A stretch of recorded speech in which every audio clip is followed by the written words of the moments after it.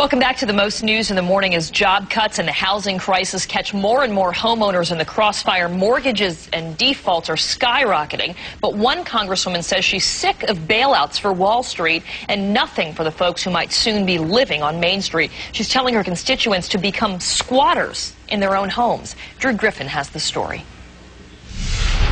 The notices came to her home in April. Andrea Geis's bank foreclosed on her. Behind in payments, out of work, a husband sick, she had nowhere to go. So she decided to follow the advice of her Congresswoman and go nowhere. Geis is part of a new movement in the housing crisis, squatters. For lack of a better term, you're kind of squatting in this house, aren't you? Basically, yes. More than 4,000 properties were foreclosed on in Toledo's Lucas County last year. This year, it could be worse. Elected officials are saying Toledo is not in a recession, it is a depression. It is this bleak backdrop that inspired Toledo Congresswoman Marcy Kaptur to take the floor of the House earlier this month to tell her constituents to stay put. So I say to the American people, you'll be squatters in your own homes. Don't you leave.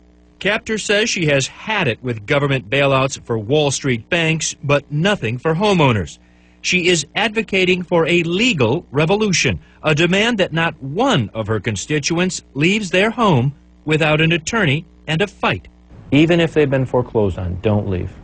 If they've had no legal representation of a high quality, I tell them stay in their homes.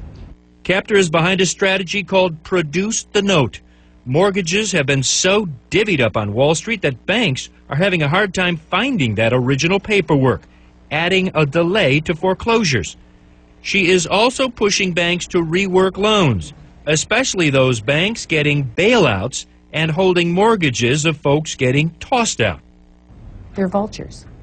They prey on our property assets. And I guess the reason I'm so adamant on this is because I know property law and its power to protect the individual homeowner. And I believe that 99.9% of our people have not had good legal representation in this. Without a lawyer, Andrea Geis bought a $147,000 home with nearly $40,000 down. I should have had an attorney. I really should have had the attorney. I did not know. She admits she didn't read the paperwork, didn't learn until it was too late. She had a subprime loan. Her payments of $883 a month jumped in a year to more than $1,500. When it did, she stopped paying. So they foreclosed on you? They have foreclosed on me. So what do the banks say? Well, the law firm representing the bank in Geis's foreclosure declined comment. Another one of the banks Geis believes holds her note, Wells Fargo, Kieran, said it wouldn't comment on individual cases, but tries to work with homeowners. Well, now that homeowner, backed by her congressman, Kieran, is simply not budging. It is, and it's a situation that we see replayed all over the country. The other thing is people say they have been having trouble as they try to reach out, make contact, and figure out if there's some way to rework their loan. Yeah, in many cases, you just can't talk to the person. You get in these phone trees, or you're dealing with brokers who are working for the loans. It's very, very difficult to get through the red tape. Wow, very interesting stuff. We'll see if the Congresswoman gets other support from her colleagues as well. Drew Griffin, thanks so much.